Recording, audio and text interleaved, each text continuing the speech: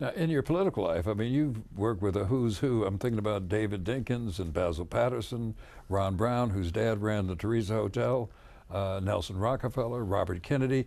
But let me ask you about somebody whose name is not that well known across the country, J. Raymond Jones. What did Jones mean to you? Tell us who he was and what he meant to you. J. Raymond Jones was the first black Democratic county leader in the country. He came here from St. Thomas. He told the story that he came as a stowaway, and the same day that he got off the ship, they made the Virgin Island people a citizen. It took him months to find out that he didn't have to be a stowaway. He was self-trained, very spectacular guy. He was so far removed away from me. He was the national leader. He was the one that spurred on the great Adam Clayton Powell. He negotiated between the Kennedys and the Johnsons, and that's Lyndon Johnson and Jack Kennedy. He was advisor to mayors and governors. He was a political big shot. And I was just a little guy on the block working in the district leaders and trying to see what space I could make politically for myself. But there did come a time that he aspired for public office himself. Mm-hmm. And the political leader that I had was not supporting him. Mm-hmm.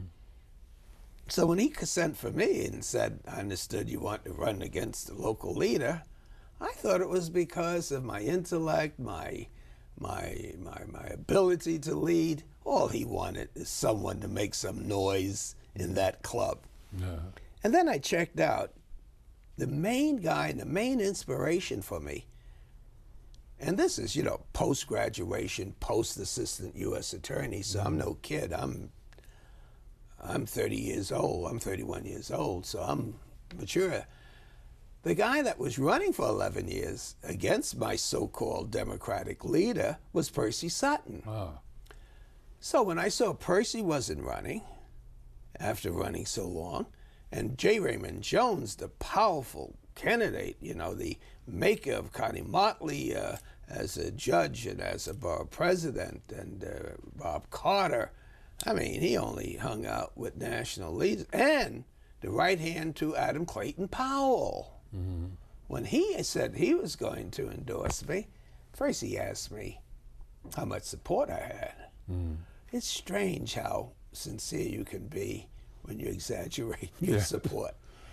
Yeah, I said, basically, if you're supporting me, I got over half the club. Mm. When he said he wanted to see these people, where the heck could I take her? I lived in one room. Mm. So I got the local undertaker and the hardware store guy and the boys on the block put on ties, and we thought we were giving him a real show for his brilliance in selecting me to become the Democratic leader of a large assembly district in Harlem.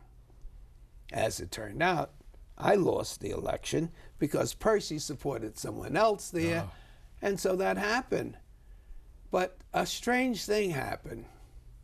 Even though I was a loser in the election, I was J. Raymond Jones's man. Okay, and that was like a stamp of approval. It was, but I didn't get anything, And so Percy and I got together during the campaign.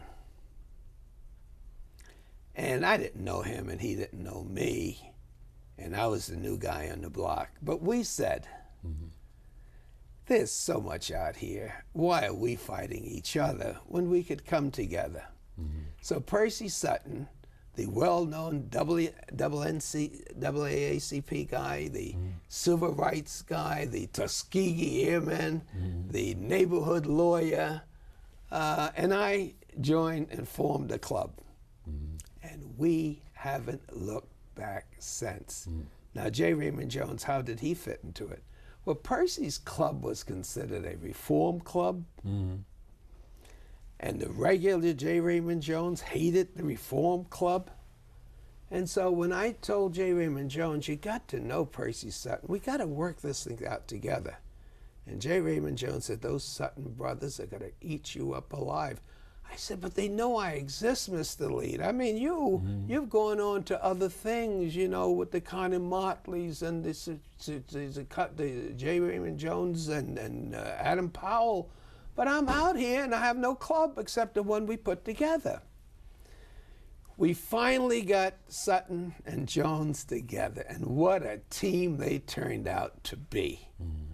And with the exception of Percy running for mayor, we haven't lost an election. Then that brought in the David Dinkins, who's my political brother, the Basil Pattersons, and it has just been so very, very exciting.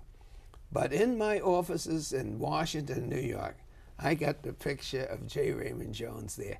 Also, I might add, that as close as he was in negotiating Adam Powell through all of his difficulties, and as hard as I worked in my district to support Adam Clayton Powell, who I'm certain that history is going to record, notwithstanding his flamboyance, as being one of the most successful legislators that we've had in recent years. But something triggered in Adam that even when we won the United States Supreme Court decision, Adam could not come back home. And when Nelson Rockefeller sent me there to talk to him, to negotiate him coming back without civil or criminal penalties, it was clear to me that not only was Adam not coming back, but because I had been on television week after week supporting Adam Powell against outside attacks, I then became a part of the Adam Powell problem, where they want to get rid of everybody that was running on that ticket for new fresh blood. So I became the new fresh blood. And J. Raymond Jones, who had helped me to try to get Adam back, became a supporter after being a lifelong friend and supporter of Adam Powell. So if there was a guy that I know I made proud, it would be J. Raymond Jones. Yeah. He was so much like my grandfather. Really? Not any compliments or anything. Maybe a pat on the shoulder. They didn't have to say you're doing good. You just felt it.